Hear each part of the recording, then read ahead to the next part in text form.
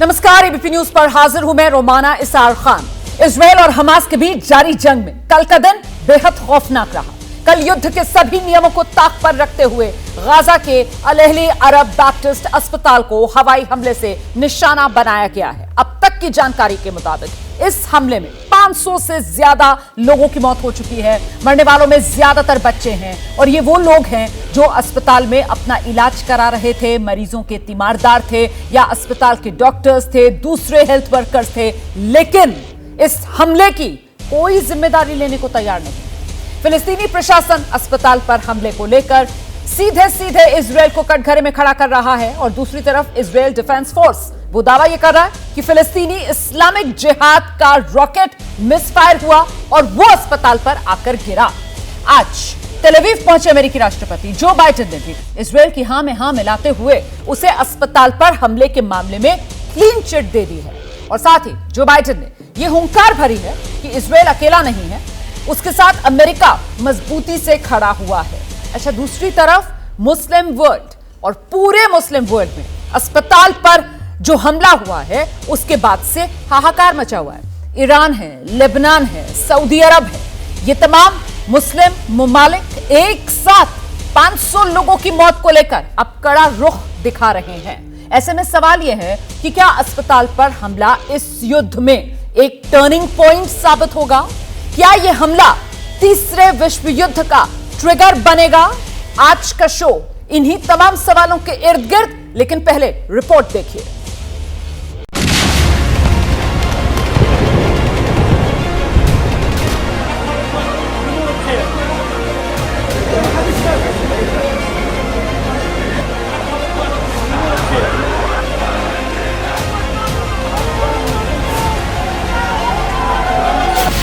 बारह दिन के युद्ध का सबसे दर्दनाक वाकया।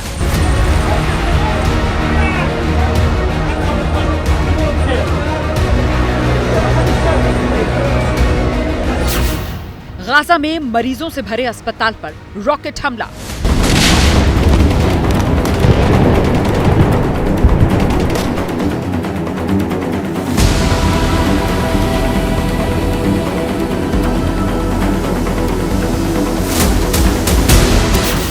से ज्यादा बेकसूरों की मौत पर दुनिया में गम और गुस्सा।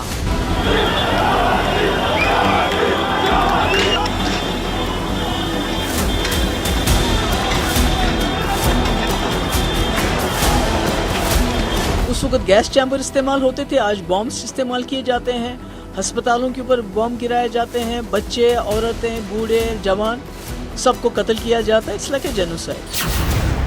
मुस्लिम वर्ल्ड ने इजरायल को ठहराया जिम्मेदार। ये फिलिस्तीन की राजधानी कहे जाने वाले रामल्ला की तस्वीर है। एकदम खामोश पड़ा है रामल्ला, कहीं कोई हलचल नज़र नहीं आ रही है। गाज़ा पर जो अस्पताल में अटैक हुआ है उसके बाद फिलिस्तीन में रात में ज़बरदस्त विरोध हुआ है। यहाँ के सिटी सेंटर पर लोग गुस्से में उतर आए, उन्होंने पत्थर चलाए, गोलियाँ वहाँ पर चली हैं, टीयर गैस छोड़ी गई है। इजरायल ने इस्लामिक जिहाद को ठहराया कसूरवार। An analysis of the IDF operational systems indicates that a barrage of rockets was fired by terrorists in Gaza at the time it was hit.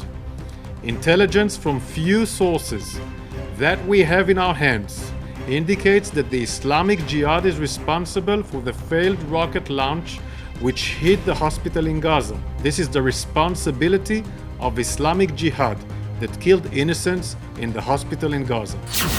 अस्पताल पर टारगेटेड अटैक या mistake?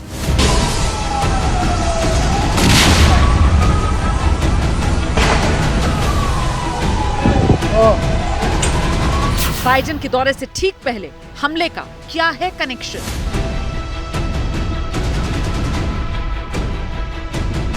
I was deeply saddened and outraged by the explosion at the hospital in Gaza yesterday.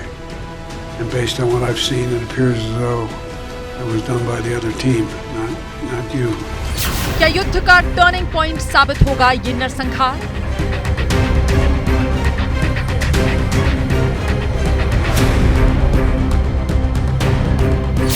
क्या अस्पताल की तबाही तीसरे विश्व युद्ध का ट्रिगर है?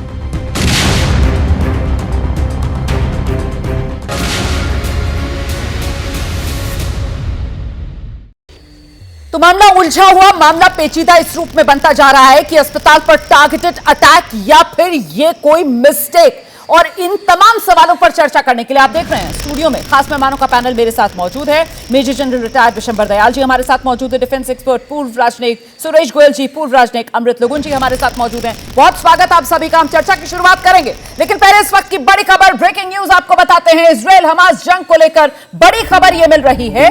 OIC, organisation of Islamic cooperation की जो इमरजेंसी मीटिंग चल रही थी, ईरान ने OIC की मीटिंग में कह दिया है कि जिन मुस्लिम देशों के इजराइल के साथ राजनयिक संबंध हैं, वो अपने यहां तैनात इजरायली राजदूतों को बर्खास्त करें। यह ईरान की तरफ से कहा गया है। अब OIC की बैठक में इस पर कितनी सहमति बनेगी, इसको लेकर अभी तमाम 57 देश जो OIC में शामिल हैं उनके रुख का इंतजार रहेगा। लेकिन ईरान यहां पर एक स्ट्रांग पोजीशन जो पहले दिन से उसने ली हुई है इजराइल के खिलाफ, उसी पर डटा हुआ नजर आ रहा है। सीधे युद्ध भूमि आपको लेकर चलेंगे। हमारे सहयोगी जगविंदर पटियाल इस वक्त हमारे साथ मौजूद हैं और जरा जानते हैं जगविंदर पटियाल से कि एक तरफ अमेरिकी राष्ट्रपति जो बाइडेन इजराइल में, और उनकी तरफ से साफ तौर पर वो जो अस्पताल वाला अटैक है उसके मामले में इजराइल को क्लीन चिट दे दी गई है, वहीं दूसरी तरफ ये मुस्लिम देशों का समूह OIC, और यहां पर ईरान की तरफ से सीधे इजराइल को कटघरे में खड़ा करते हुए तमाम मुस्लिम देशों से कहा जा रहा है कि साहब आप अपने संबंध राजनयिक खत्म कीजिए इजराइल के साथ। क्या लग रहा है आपको, किस दिशा में बढ़ता हुआ यह पूरा मामला? रोमाना, मुझे लगता है कि युद्ध का दायरा बढ़ जाएगा और युद्ध का दायरा बढ़ता हुआ भी दिख रहा है। जिस तरह से जो बाइडेन ने सीधे सीधे आकर क्लीन चिट दी है इजराइल को, उससे ये लगता है कि मुस्लिम देशों के इस संगठन में और मुस्लिम देशों में गुस्सा और बढ़ेगा, क्योंकि अमेरिका की दखलंदाजी को लेकर मिडिल ईस्ट में पहले ही ज्यादातर मुल्कों में काफी नाराजगी रहती है। लेकिन जिस तरह से जो बाइडेन अपने लिमिटेड दौरे पर आए और उन्होंने आते ही ये कहा कि ये दूसरी टीम ने किया है जो हॉस्पिटल पर हमला हुआ है, और नेतन्याहू की तरफ देखते हुए कहा कि इट्स नॉट योर्स, ये आपने नहीं किया है। दूसरा, उन्होंने कहा है कि अपनी रक्षा का पूरा अधिकार है इजराइल को। ये बात जो दोहराना जो है वो सीधे सीधे जले पे नमक छिड़कने वाली बात है। अब इंपॉर्टेंट क्या है, ईरान तो खुलकर मैदान में आ ही गया है और उसने खाड़ी देशों को भी साफ साफ संकेत दे ही दिया है, और मुस्लिम संगठन भी अब साथ साथ आ गए उसके। तीसरी बात है, अब रूस और चीन पर निर्भर करेगा कि रूस और कितनी उंगली लगाता है ईरान को, क्योंकि वो खुलकर पहल नहीं करेगा लेकिन ईरान को उंगली लगाएगा। अगर वो खुलकर पहल करता है तो यूक्रेन युद्ध के कारण वो फिर बदनाम हो जाएगा। तो इसलिए उसकी कोशिश रहेगी कि ईरान को थोड़ी उंगली और लगाई जाए, मुस्लिम देशों के संगठनों को इकट्ठा किया जाए, राजदूतों का विरोध शुरू किया जाए, और अगर हमास पर अटैक और तेजी से करता है इजराइल और ग्राउंड ट्रूप्स अगर मूव करते हैं तो अमेरिका और इजराइल के खिलाफ खाड़ी देशों में पूरा माहौल बना दिया जाएगा। यह ध्रुवीकरण लड़ाई को और बड़े मुहाने मकसद और दायरे की तरफ ले जा रहा है। तो मतलब ये वॉर और एस्केलेट होती हुई नजर आ रही है। ये मामला सिर्फ इजराइल और हमास के बीच अब सिमटता हुआ नजर नहीं आ रहा है। और इस बीच एक और बड़ी खबर, ब्रेकिंग न्यूज, वॉर जोन से गाजा पट्टी में फिर से बमबारी शुरू हुई है। गाजा के रिहायशी इलाकों में बम मारे जा रहे हैं। देखिए, इजराइल की तरफ से लगातार यह कहा जा रहा है कि साहब वो टारगेटेड अटैक कर रहा है और वो हमास के आतंकवादियों का सफाया कर रहा है गाजा पट्टी पर जिस तरीके की बमबारी इजराइल की तरफ से की जा रही है। लेकिन इसी बीच कल जिस तरीके से अस्पताल पर बम गिरा है, अब उसको लेकर पल्ला झाड़ने का खेल जो चल रहा है। और इस सब के बीच अब आपको लेकर चलते हैं आशीष सिंह, हमारे सहयोगी इस वक्त युद्ध भूमि से हमारे साथ मौजूद है। जरा जानते हैं आशीष से, ये जिस तरीके से खबरें आ रही हैं कि साहब गाजा पट्टी, वहां पर बम गिराए जा रहे हैं, और जो दुनिया दो धड़ों में बढ़ती हुई नजर आ रही है, फिलिस्तीन के साथ जो ये मुस्लिम देश सामने आ रहे हैं, कुल मिलाकर अब तो ये माना जाएगा कि हमास पहले भी बाज नहीं आ रहा था, तो अब हमास की तरफ से भी हमले और बढ़ सकते हैं। नो डाउट इसमें कि हमास की तरफ से हमले और बढ़ सकते हैं। वो इसलिए क्योंकि अमेरिकी प्रेसिडेंट जो बाइडेन के आने से पहले कल एक रात पहले जिस तरह से टेल अवीव पर बहुत ज़्यादा अटैक किए गए, रॉकेट अटैक्स, इस बात का साफ संकेत है कि हमास अपनी तरफ से बहुत ज़्यादा स्ट्रांग मैसेजिंग कर रहा है। देखिए, दो खेमों में पूरी तरह से दुनिया बटती हुई नज़र आ रही है। इंडिया जैसे कुछ नॉन अलाइंड कंट्रीज़ को छोड़कर से एक तरफ आपको अमेरिका और इजराइल वाला प्रेशर तो दिख ही रहा था, ये दोनों साथ में थे, फ्रांस है, जर्मनी है, यूके है, ये सब के सब इजराइल के साथ खड़े हुए हैं पहले ही दिन से, 7 अक्टूबर के बाद से, और लगातार उनके लीडर्स का आने का सिलसिला शुरू हो गया। जर्मन चांसलर कल आए, आज अमेरिकी प्रेसिडेंट आए, अगले 2 से 3 दिनों में फ्रांस के प्रेसिडेंट और UK prime minister Rishi Sunak भी आएंगे। लेकिन दूसरी तरफ जो अभी तक शांत था वो अचानक से आपको बहुत ज़्यादा प्रोएक्टिव दिख रहा है। यहां पर अस्पताल का हमला केवल और केवल एक बहाना और एक मुद्दा है। नो डाउट कि 500 लोगों की जान गई एक बड़ी बात है और ये इस तरह के एपिसोड नहीं होने चाहिए, लेकिन अस्पताल पर अटैक हुआ, इससे ज्यादा बड़ी बात यह है कि किस तरह से अरब वर्ल्ड ने इस पूरे एपिसोड का इस्तेमाल करना शुरू किया और अचानक से इजराइल और अमेरिका को घेरना शुरू किया है। ये सबसे महत्वपूर्ण और अंडरलाइनिंग बात है, जिस वजह से बहुत ज़्यादा प्रेशर अमेरिका और जो बाकी इजराइल के साथ में पश्चिमी देश हैं उनकी तरफ पड़ता हुआ दिखाई दे रहा है। अरब वर्ल्ड की तरफ से अभी तक बहुत ज़्यादा, ईरान और लेबनान वगैरह आप छोड़ दें, कतर वगैरह छोड़ दें, तो बहुत ज़्यादा अरब वर्ल्ड की तरफ से, चाहे वो सऊदी हो, यूएई हो, ओआईसी की जो बात आपने कही, ये बहुत ज़्यादा प्रोएक्टिवली इजराइल के खिलाफ नहीं चल रहे थे, वो थोड़े पैसिव थे, थोड़े से देखिए समीकरण तो बदला है और समीकरण इस रूप में बदला है कि वो अरब मुल्क जो अभी तक एक तरीके से तटस्थ भूमिका निभाने की कोशिश कर रहे थे, अब जिस तरीके से अस्पताल पर हमला हुआ है और 500 से ज्यादा लोग, जिसमें छोटे छोटे मासूम बच्चे हैं, और वो वीडियोस जो हैं वो तमाम सोशल मीडिया पर उनकी भरमार है, कैसे खून से लथपथ नजर आ रहे हैं, और बहुत से तो ऐसे हैं, सैकड़ों में कहूंगी, जिनके जिस्मों के परखच्चे उड़ चुके हैं। इस बीच एक और बड़ी खबर आ रही है जंग के बीच। एक रिपोर्ट में दावा किया गया है गाजा में एक बेकरी पर इजराइल ने बमबारी की है। इस बेकरी से 10,000 लोगों को ब्रेड सप्लाई की जा रही थी और इस बेकरी को निशाना बनाया गया। देखिए, पहले ही जो फूड सप्लाईज हैं, जो खाना है, पानी है, सब गाजा पट्टी में रोक दिया गया है। इजराइल की तरफ से पूरी तरीके से वहां पर प्रतिबंध है, किसी भी तरीके की राहत सामग्री पहुंचाने के लिए मानवीय मदद कोई पहुंच नहीं पा रही है। और इस सब के बीच अब ये खबर कि एक बेकरी जहां से हजारों लोगों को ब्रेड सप्लाई हो रही थी, उस पर भी बमबारी। सीधे रुख करते हैं हमारे साथ वॉर जोन से, जगविंदर पटियाल लगातार बने हुए हैं। जगविंदर, ये एक और बड़ी खबर है और इसको लेकर भी अब सुर्खियां बनेंगी, जिस तरीके से बेकरी को निशाने पर लिया गया।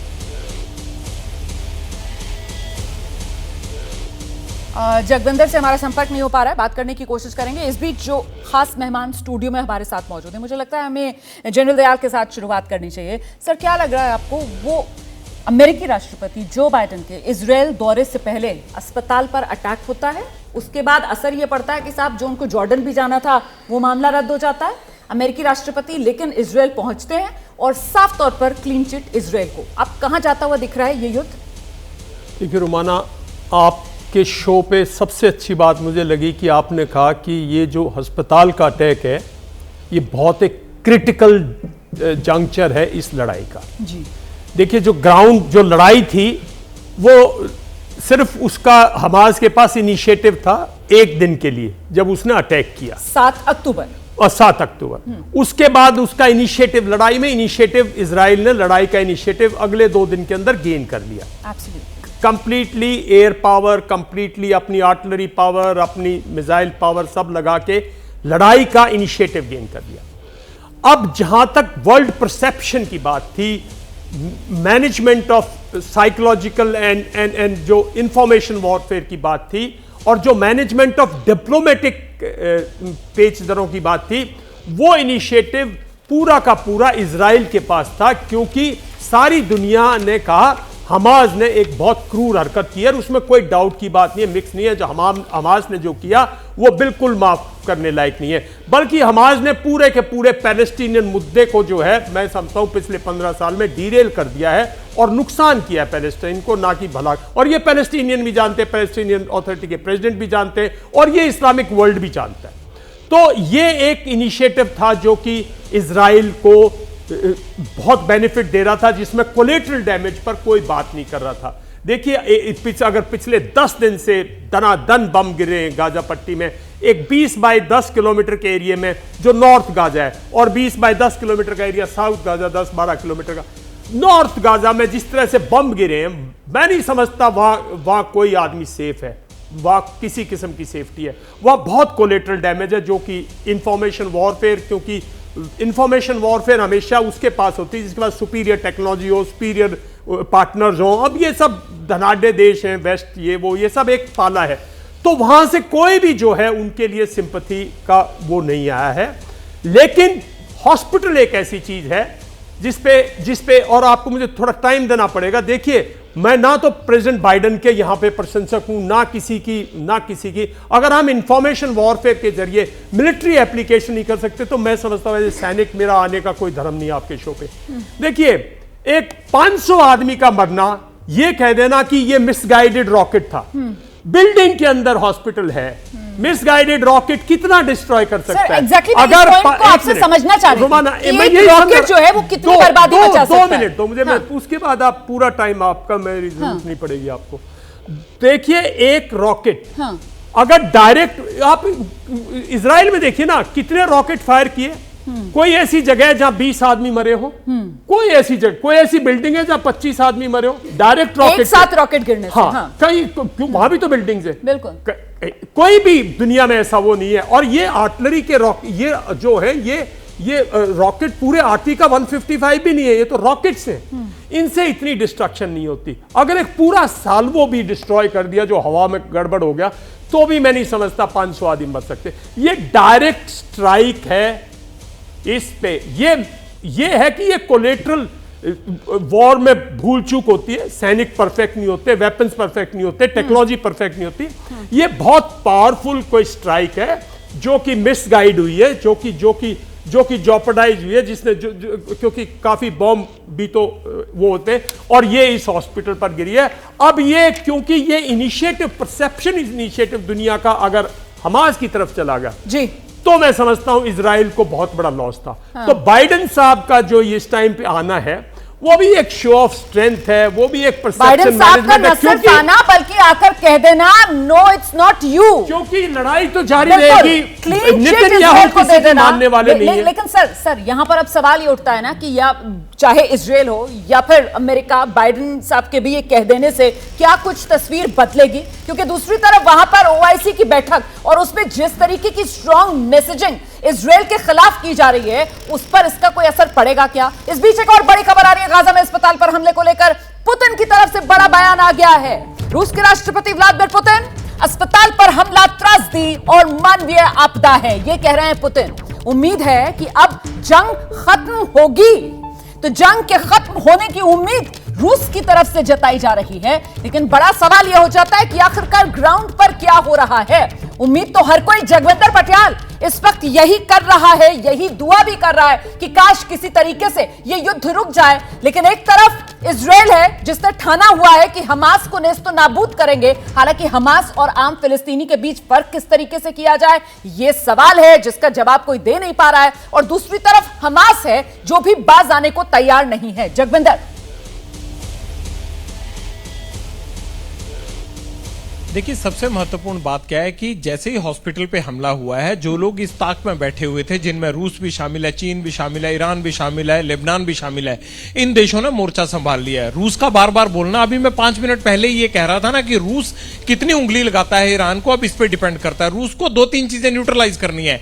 वो जिस तरह से यूक्रेन में उलझा हुआ है और वहां वेस्ट वर्ल्ड सारे यूक्रेन को सपोर्ट कर रहा है, उसको अपने खिलाफ जो दुनिया में माहौल बना है वो घटाना है। और वो इजराइल और अमेरिका को यहां घेर कर और ईरान को पीछे से सपोर्ट करके यहां इजराइल में ईरान की मदद से हमास को और फिलिस्तीन की जनता का वास्ता देके वो आसानी से कर सकता है। यानी अब ये तय हो गया है कि केवल यूक्रेन में जो रूस ने किया उसी तरह का इजराइल और अमेरिका भी तो कर रहे हैं गाजा में और फिलिस्तीन में। तो मुझे ये लगता है कि ये रूस और ईरान का जो आपस में मिलना जुलना जो चल रहा है, ये कहीं इस युद्ध में और ज्यादा घी डालने की काम नहीं, मैं ये कहूंगा कि घी का कनस्तर न डाल दे।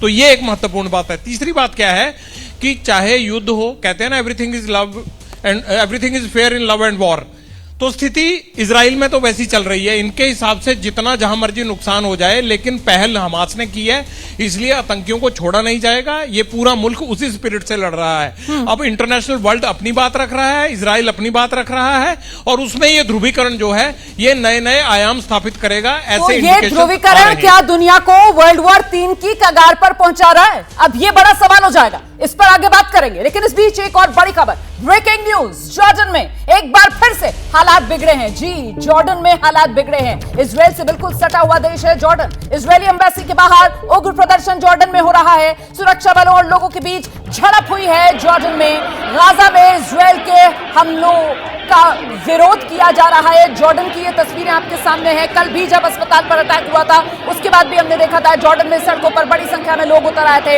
इजरायल और अमेरिका की जो एम्बेसीज हैं उनके सामने प्रदर्शन किया जा रहा था और आज एक बार फिर से जॉर्डन की सड़कों पर ये लोगों का हुजूम जो देखने के लिए मिल रहा है। ऐसे में मुझे लगता है गोयल सर को आना चाहिए। एक तरफ ये तस्वीरें हैं और दूसरी तरफ सवाल बड़ा होता हुआ कि क्या दुनिया तीसरे विश्व युद्ध के मुहाने पर पहुंची हुई है। देखिए, अगर ये सवाल की दुनिया तीसरे विश्व युद्ध के कगार पर पहुंची है, वो मेजर जनरल विशंबर दयाल अगर जब सवाल का जवाब देते तो अच्छा रहता, लेकिन सर डिप्लोमेटिकली गुंजाइश बची है इस मामले को हल करने की। जी, लेकिन क्योंकि आपने सवाल मेरे से पूछा है तो मैं सवाल डिप्लोमेटिकली ही दूंगा बजाय मिलिट्री के पॉइंट ऑफ व्यू से। देखिए, युद्ध दो तीन चीजें हैं यहाँ पर कि जब 7 अक्टूबर को पहला हमला हुआ था तब मैंने कहा था कि मेरे को उम्मीद थी कि इजराइल की बड़ी इंसिसिव सी स्ट्राइक होगी गाजा के ऊपर और 2-4 दिन में जो है जो हमास की ताकतें ख़त्म हो जाएगी, ख़त्म तो होनी थी, और उसके बाद युद्ध शांत हो जाएगा। लेकिन जिस तरह से अब ये युद्ध के हालात बनते जा रहे हैं, ये युद्ध ख़त्म होने की बजाय और आगे बढ़ने की दिशा में आगे बढ़ रहा है ये। दूसरी चीज़, उस समय एक उम्मीद ये थी कि सऊदी अरेबिया और यूनाइटेड अरब एमिरेट्स, जिनके संबंध यूएसए से काफ़ी अच्छे थे, जिनके इजराइल से रिलेशंस काफ़ी बढ़ रहे थे, वो न्यूट्रल पोजीशन में थे। वो न्यूट्रल पोजीशन में थे। न्यूट्रल नहीं, मतलब कि एक तरह से वो इजराइल के खिलाफ ज़्यादा कुछ नहीं बोल रहे थे। ज़्यादा नहीं बोल रहे थे। तो उम्मीद ये थी कि शायद उनकी वजह से ये युद्ध थोड़ा दब जाएगा। लेकिन आज सवेरे दो चीज़ें ऐसी हुई हैं। एक तो जॉर्डन में उन्होंने जो एक मीटिंग बुलाई थी जिसमें कि बाइडेन जॉर्डन के पैलेस्टीन के प्रेसिडेंट से मिलने वाले थे और वहाँ पर बाइडेन होते और जॉर्डन के किंग होते, लेकिन वो मीटिंग कैंसिल हो गई। इसका मतलब ये है कि अब अरब कंट्रीज़ का जो डिस्टेंसिंग थी इजराइल से और यूएसए से पहले से भी काफ़ी ज़्यादा आगे बढ़ गई है। दूसरी चीज़, ये जो हॉस्पिटल पर अटैक हुआ उसके बाद में जो बाइडेन साहब ने कहा कि इसमें उनको इजराइल का हाथ नहीं दिखता है, हाथ किसी का है या नहीं है ये कहना बहुत मुश्किल है अभी। लेकिन जो उन्होंने इजराइल को एक चिट दे दी है, फ्री चिट दे दी है, और एक जो उन्होंने पोस्टरिंग दुनिया को दिखा दिया कि हम तो इजराइल के साथ हैं, क्योंकि अभी किसी तरीके की जांच नहीं हुई है, कुछ तथ्य नहीं पता है, लेकिन फिर भी अमेरिका की तरफ से संदेश जो दिया गया है कि हम इजराइल के साथ। ऐसे में अभी तक जो उम्मीद की जा रही थी कि वो जो जॉर्डन समिट होगी और वहां पर अमेरिका के जरिए कोई मध्यस्थता का रास्ता निकलेगा, लेकिन अस्पताल पर अटैक होता है, जॉर्डन वाला जो दौरा होता है अमेरिकी राष्ट्रपति का वो रद्द हो जाता है। तो फिर यहां से अब मध्यस्थता का रास्ता अगर कोई बचता है तो कैसे और वो कौन करेगा, इस पर आगे बात करेंगे। इस बीच एक और बड़ी खबर आपको बता देते हैं। फ्रांस से बड़ी खबर आ रही है। 6 एयरपोर्ट फ्रांस के खाली कराए गए हैं। इस वक्त की ब्रेकिंग न्यूज, हमले की धमकी के बाद एयरपोर्ट खाली कराए गए हैं, ये इस वक्त की बड़ी खबर है। तो देखिए किस तरीके से खतरे की जद में अब दुनिया के कई देश आते हुए नजर आ रहे हैं और फ्रांस में 6 एयरपोर्ट खाली कराने का मतलब बड़ा साफ है कि यूरोप तक अब यह खतरा फैलता हुआ, बढ़ता हुआ नजर आ रहा है। मिडिल ईस्ट में जो क्राइसिस शुरू हुआ इजराइल और हमास के बीच, अब उसका असर, उसका प्रभाव यूरोप तक। देखिए, हमास से जंग पर इजराइल की तरफ से एक बड़ा दावा किया जा रहा है। वो दावा क्या है जरा आप ये जान लीजिए। आप इजरायली एयरफोर्स की तरफ से कहा गया है गाजा के नागरिकों को ढाल हमास बना रहा है, ये इजराइल कह रहा है। हमलों के लिए रिहायशी इलाकों का इस्तेमाल हमास कर रहा है। रिहायशी इलाकों से रॉकेट हमास दाग रहा है इजराइल पर, यह दावा इजराइल की तरफ से किया जा रहा है। एक बार फिर से आपको सीधे युद्ध भूमि ग्राउंड जीरो पर लेकर चलेंगे। जगविंदर पटेल हमारे साथ मौजूद हैं। जगविंदर, ये दावों का दौर खत्म नहीं हो रहा और इससे भी कहीं ना कहीं तस्वीर यही उभर रही है कि ये मामला अभी बढ़ेगा और बहुत बढ़ेगा।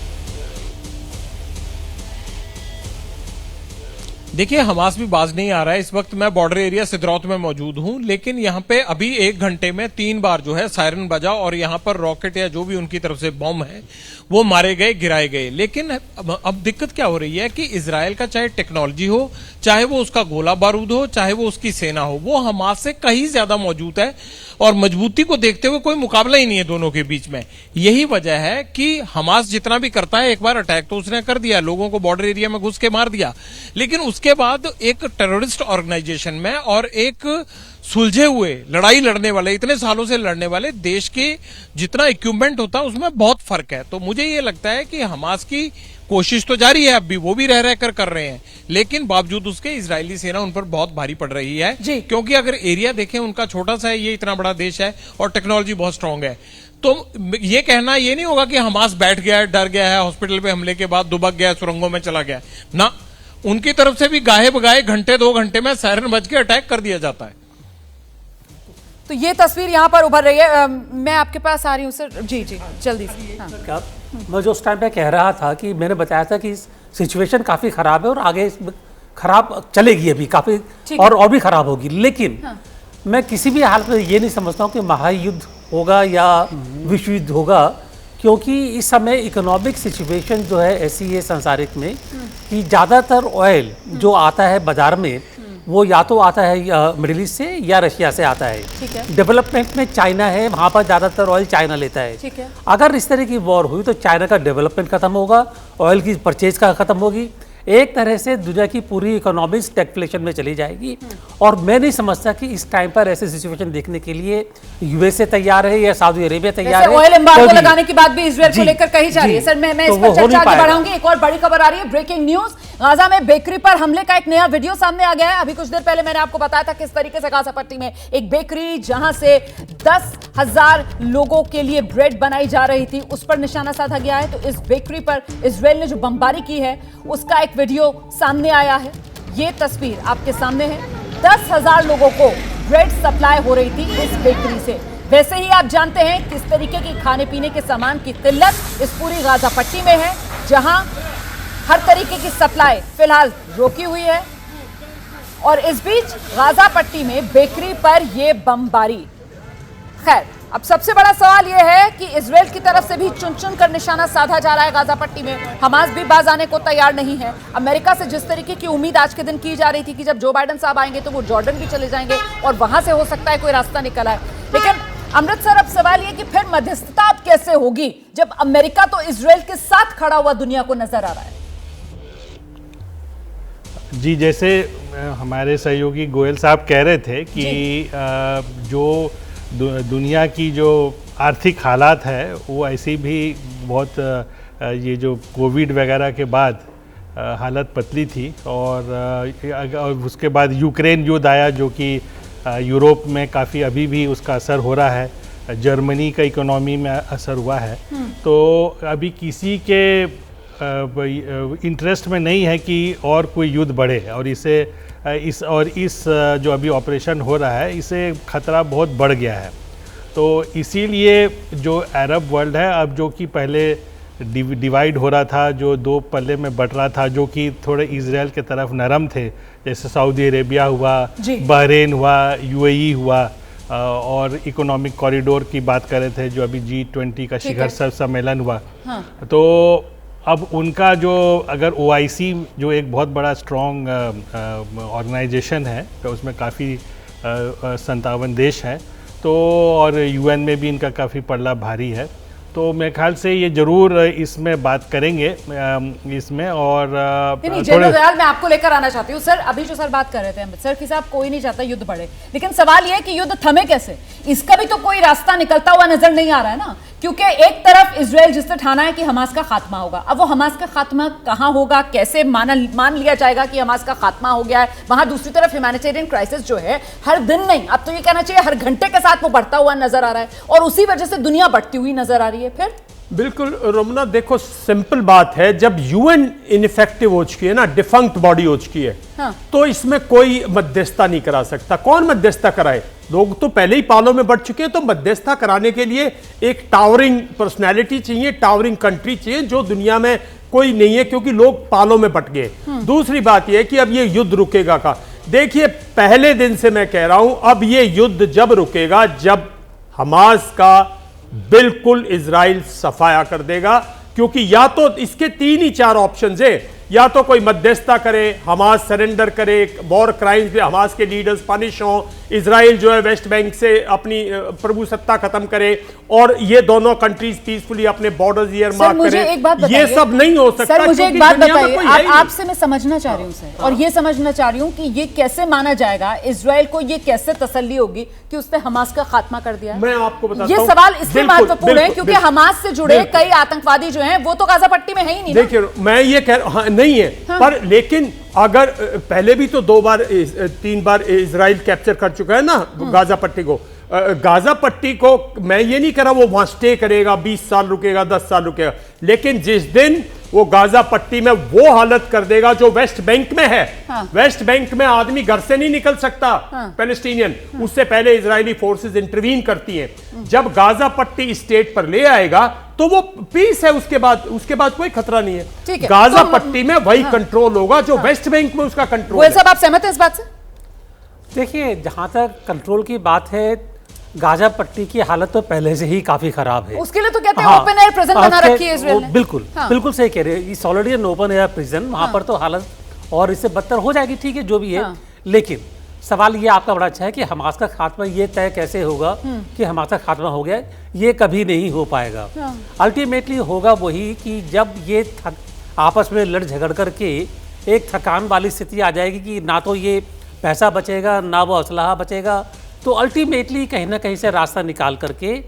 लेकिन इस बार ये बात तय है कि मुस्लिम इस्लामिक देश जी और अरब देश दोनों इकट्ठे आकर के जल्दी फैसला करने को तैयार नहीं होंगे, क्योंकि उनके लिए भी अब एक ये सिचुएशन ऐसी आ गई है कि रिजॉल्व करना है कि क्या। एक बीच में मैं एक देश का नाम लाना चाह रही हूँ और उस देश का नाम है तुर्की, जिसकी तरफ से बार बार ये कहा जा रहा है कि साहब हम हैं, हमको डालो बीच में, हम करवा देंगे सर। ऑटोमन एम्पायर जी ऑटोमन एम्पायर जो सारा झगड़ा शुरू हुआ वो ऑटोमन एम्पायर से शुरू हुआ, जब वहां पर ये इजराइल नहीं था, पैलेस्टीन था, और पैलेस्टीन ऑटोमन एम्पायर का पार्ट था वो ये।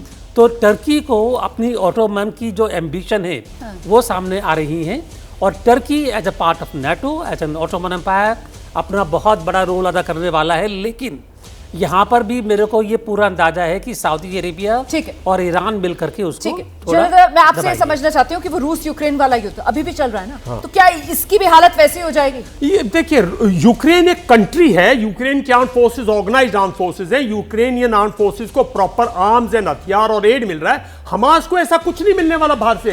ये सब सिमेटिक्स है। देखिए मैं ये कह रहा हूं, और ये जो मुस्लिम देश एकजुट हो रहे हैं ये सब डिप्लोमेटिकली है, और इनके अलावा इन्होंने पहले पास्ट में भी कुछ नहीं किया। इनके पास और ये जो बीच-बीच में इनकी तरफ से पॉपुलेशन को कंट्रोल कर रहे हैं। मैं इसको गिदड़ भपकी कहूं जो इनकी तरफ से दी जा रही है कि साहब जो मुस्लिम सेना है उनको रोकना आसान नहीं होगा। देखिए सब अपनी पॉपुलेशन को कंट्रोल करने के लिए ये सब कर रहे हैं, क्योंकि पॉपुलेशन जो है वो बिल्कुल अगेंस्ट है, वो नहीं चाहती कि इस तरह से पैलेस्टाइन में ऑपरेशंस हो। उनकी लीडरशिप उसको ध्यान में रखते हुए स्टेटमेंट्स इशू कर रही है। लेकिन बहुत शुक्रिया सर, समय मेरे पास इतना ही। आप सभी का आज के शो में मेरे साथ जुड़ने के लिए। तो इजराइल वर्सेस फिलिस्तीन युद्ध का ये सीन क्या हो सकता है, किस तरफ बढ़ रहा है, इसी को लेकर यहाँ पर हम चर्चा कर रहे थे। देखिए गाजा में एयर स्ट्राइक के बाद भारी तबाही की तस्वीरें सामने आ रही हैं। गाजा में एक 3 मंजिला इमारत, और इस 3 मंजिला इमारत पर एयर स्ट्राइक की गई है।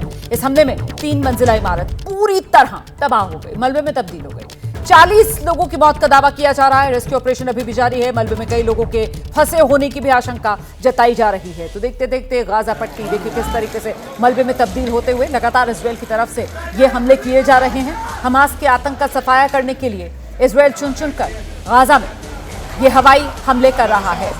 ये एक 3 मंजिला इमारत थी। इस 3 मंजिला इमारत पर अटैक, और देखिए जरा हश्र इस 3 मंजिला इमारत का, मलबे में तब्दील ये 3 मंजिला इमारत, और इसी मलबे में 40 के करीब लोगों के मरने का दावा किया जा रहा है, और साथ ही अभी भी कई लोगों के फंसे होने की आशंका जताई जा रही है। कोई सिस्टम तो यहां पर बचा नहीं है कि किसी तरीके से बड़ी मशीनों के जरिए, आमतौर पर अगर इस तरीके का कोई हादसा होता है तो फिर मलबे को हटाया जाए। यहाँ पर आप देख रहे हैं स्थानीय लोग ही हैं, कोशिशों में कुछ जुटे हुए हैं। किसी तरीके से अगर कहीं से कोई चीख पुकार सुने, कोई नजर के सामने दबा हुआ आए तो उसको बचा लिया जाए। जैसे ही घड़ी का काटा दोपहर 2:30 पे आए, बबीता जी का दिल सास बहू साजिश के लिए मचल जाए। और ये है इनकी बहू, पूरे दिन ऑफिस की टेंशन हो जाए गॉन, जब ये करें अपना फेवरेट शो फ्री टाइम पे ऑन। इनकी तरह आप भी देखें अपना फेवरेट शो अपने टाइम पर और डाउनलोड कीजिए एबीपी लाइव ऐप अपने स्मार्ट टीवी पर।